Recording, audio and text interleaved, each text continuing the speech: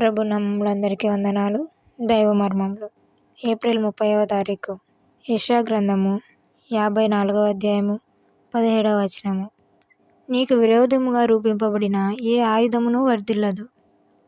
అపోస్తల కార్యములు 5వ అధ్యాయము 17-18 వచనములలో నున్న మరి యొక్క ఆటంకమును చూడుడి.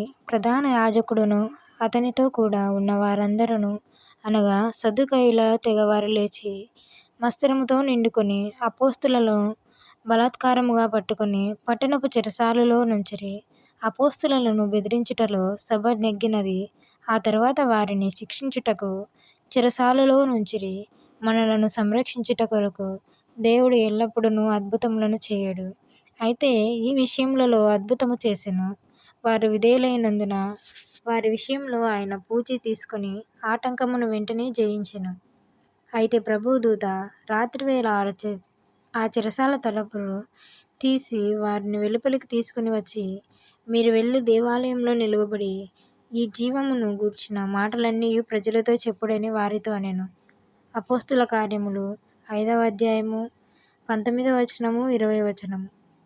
చైనా దేశం నుండి మిషనరీలు తరిమి వేయబడుచుండిన సమయంలో ఇండియాలోని కొందరు మిషనరీలు అప్పటికి వైస్రాయి అయిన లార్డ్ సాలిస్బరీకి మనవి చేయుచు, చైనాలోని మిషనరీలను రక్షించుటకు ఎందుకు సైన్యములను పంపలేదు అని ప్రశ్నించిరి.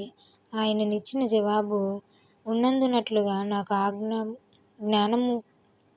జ్ఞాపకము లేదు, కానీ అచ్చటనున్న మిషనరీలు ఏమి చేయుచున్నారని ఆయన ప్రశ్నించెను.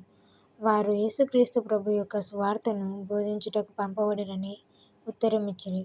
అందుకతడు, యేసుక్రీస్తు ప్రభువే ఆ మిషనరీలను నచ్చట కాపాడలేకపోయినచో నా సైన్యమేమి చేయగలదని ఉత్తరమిచ్చెను. అతడు రక్షణ ఎరుగని వ్యక్తి. మన భద్రత కొరకు లోక సంబంధమైన శక్తులపైన ఆధారపడరాదు, ప్రభువుపైనే ఆధారపడవలెను. మన భద్రతకై ఏ దేశము పైన గాని వారికిచ్చు వాగ్దానములు అభయముల పైన గాని ఆధారపడరాదు, వారు తప్పిపోయెదరు. దేవుని విశ్వాస్యత పైననే మనకు నమ్మిక కలదు.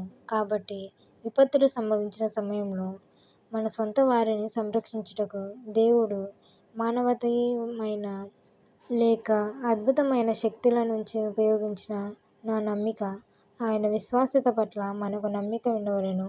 అది విశ్వాసులు ఏ విధముగాని అడ్డంకులను జయించగలిగిరి. ఆమేన్.